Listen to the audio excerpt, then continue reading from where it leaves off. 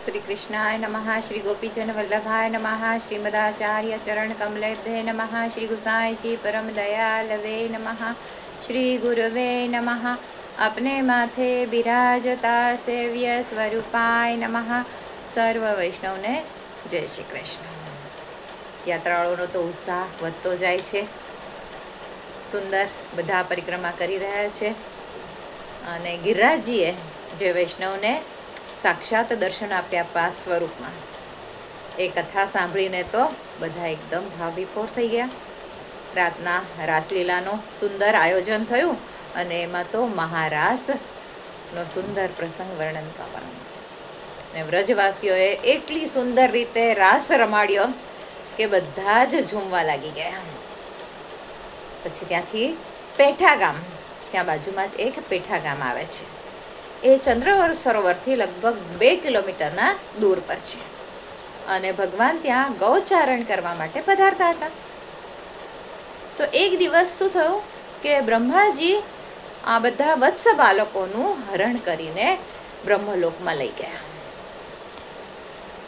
અને પછી થોડાક દિવસ પછી બ્રહ્માજીના મનમાં વિચાર આવ્યો કે લાવો જઈને જોવું તો ખરો કે ત્યાં શું સ્થિતિ છે. ત્યાં તો આવ્યા બ્રહ્માજી પાછા જોવાને, તો એમને તો શું આશ્ચર્ય જોયું કે બધા જ નવા વાછરડાઓ, ગોપ બાળકો બધા નવા રૂપમાં ત્યાં હતા. અને એ દરેકે દરેક નવા જેટલા પણ વાછરડા અને ગોપોની બધા સખાઓ જે બધા કૃષ્ણ રૂપમાં હતા. અને કૃષ્ણ રૂપમાં બધાને જોઈને બ્રહ્માજી મોહ પામ્યા અને એમને પોતાની ભૂલ પણ સમજાઈ. અને એટલું બધું તેમને આશ્ચર્ય થયું અને આ કૃષ્ણના બધા જ રૂપમાં એટલા બધા આસક્ત થયા અને એમને પ્રભુ પાસે પોતાની ભૂલ માટે ક્ષમા માંગી. અને ત્યાં બાજુમાં જે કુંડ છે એટલે એ કુંડનું નામ પડ્યું મોહકુંડ. અને વ્રજવાસીઓની રક્ષા કરવા માટે જ્યારે ઠાકોરજીએ ગિરિરાજજીને ધારણ કર્યા અને બધાને બોલાવ્યા કે આવો, નીચે આવો, પેઠો પેઠો, એટલે આ ગામનું નામ પેઠા કેમ પડ્યું એની આ વાર્તા છે. તો ગિરિરાજજીને જ્યારે ટચલી આંગળી પર ધારણ કર્યા અને બીજા બધા સખાઓ વ્રજવાસીઓ જોવા લાગ્યા, શું કરીએ, ત્યાં કહે છે આવો પેઠો પેઠો, એટલે અંદર આવો, અંદર આવી જાઓ. એટલે પેઠો એટલે આ વ્રજ ભાષામાં અંદર આવો, એટલે આ સ્થાનનું નામ પેઠા ગામ પડી ગયું. અને એનું બીજું પણ હજી એક કારણ કહેવામાં આવે છે કે રાસમાં જ્યારે રાસલીલા રમતા રમતા ગોપીને જ્યારે અહંકાર આવ્યો અને પ્રભુ ત્યાંથી અંતર્ધાન થઈ ગયા અને પ્રભુએ ચતુર્ભુજ એટલે 4 ભુજાવાળે ઝાંકી પ્રકટ કરી. અને જ્યારે રાધાજી પાસે આવ્યા ત્યારે પોતાના 2 હસ્ત સંકોચી લીધા, એટલે કે અંદર લઈ લીધા. એટલે પણ આ સ્થાનનું નામ પેઠા કહેવાયું. એટલે ગોપીઓને મદ આવ્યો તો અંતર્ધાન થયા અને સ્વામિનીજી પાસે પધાર્યા ત્યારે પાછા દ્વિહસ્ત, આમ એનું પેઠા. અને બાજુમાં જ એક એઠા ગામ પણ છે. એઠા એટલે એઠા કદમ, ત્યાં એક કદમનું વૃક્ષ છે, એને એઠા કદમ કહેવામાં આવે છે. તો જ્યારે શ્રી કૃષ્ણએ ગિરિરાજજીને ધારણ કર્યા હતા અને અમુક વ્રજવાસીઓના મનમાં શંકા આવી કે આટલો નાનો 7 વર્ષનો આ બાલક અને આવડા મોટા ગિરિરાજજીને કેવી રીતે ધારણ કરશે.